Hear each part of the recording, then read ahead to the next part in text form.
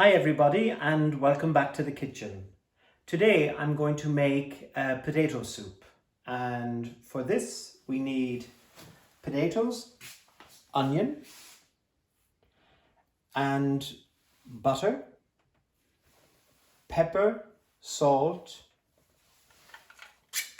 nutmeg and liquids of a stock and milk. You can make your own stock with leftover vegetables or a chicken stock, or you can buy a handy pack and mix it with water. So generally we need twice as much potato as we have of onion. The tools we need are a chopping board, a sharp knife for chopping the vegetables, a peeler to peel the vegetables or the potatoes, a pot and some parchment paper. You will see this later why it's practical. We also need a cover for the pot, or you can use the soup bowls which you will be using later to serve the soup, and this way the soup bowls are already warm. So the first step basically is to peel the vegetables before chopping them. The potato is a floury potato. Basically there are two types of potato: waxy potatoes for potato salad, for example, and floury potatoes. And floury potatoes break down when we cook them, and so they're perfect for soup. Some people don't like cutting onions because it makes them cry. And often if you leave this part until the end, so if you peel it but don't cut this prevents tears. Other people peel them under running water, and other people like me just learn to ignore it. No more tears. The peels of the onion and potato can be put in the compost pile later. So now I'll just slice the onions and chop them into cubes.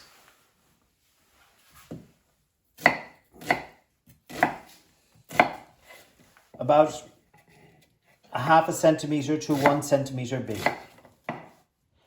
There's no need to be too fussy, but when we cut them, the potatoes later, we want them to be roughly the same sort of size. So we can begin by just adding some butter and then sweating the onions.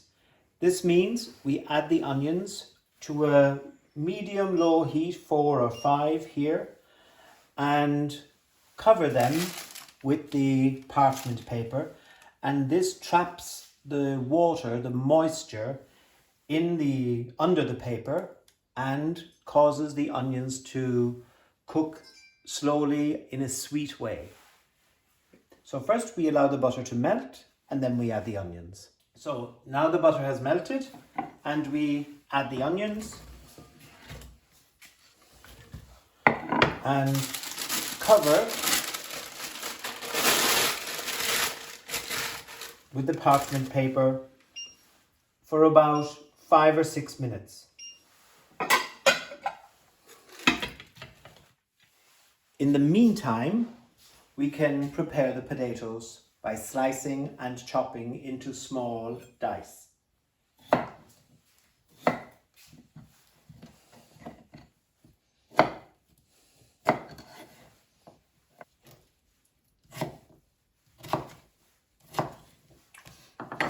And now we just wait for the onions to sweat, and then we will add the potatoes and allow these to sweat together with the onions for another 10 minutes. Perfect timing. And add the potatoes.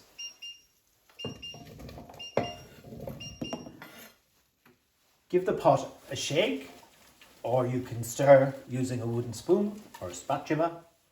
At this stage, we should add some salt. Because I'm using an instant stock, it's important to be careful of how much salt we add, but it's always better to undersalt at this stage because we cannot remove the salt later. So now we just cover and place over a medium heat for 10 minutes. At this stage, I don't add pepper because I find the black pepper becomes a little bit bitter if you allow it to cook for too long. So we come back in 10 minutes and then we add the liquids. So while the potato and onion are sweating, we can simply tidy away the area and do some washing up. Christian, do the washing up. And now it's time to add the stock.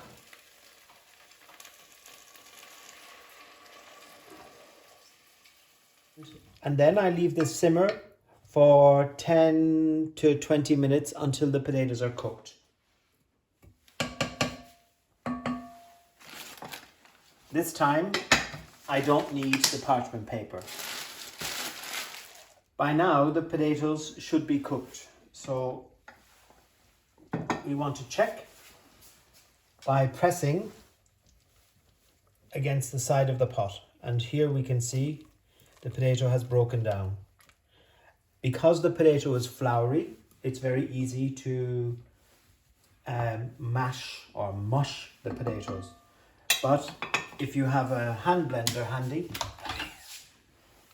it's much easier to use the hand blender.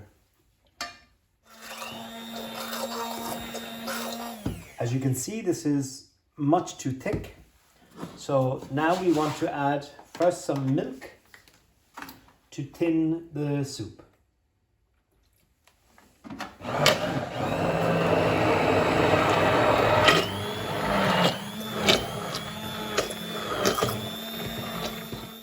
I think this is fine.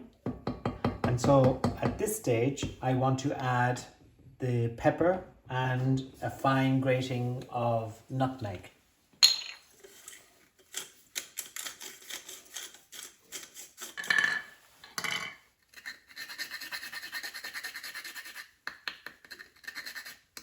Just a little grating is enough. Gorgeous. So the soup is done, and basically we will tidy away the ingredients and serve the soup. This is quite thick. So I'm just tasting the soup, as you can see, and it lacks salt. It needs a little more salt and maybe a bit more pepper. But what will be excellent here is a squeeze of lemon juice just to add a bit of acidity. Just a few drops should be enough. That's much better.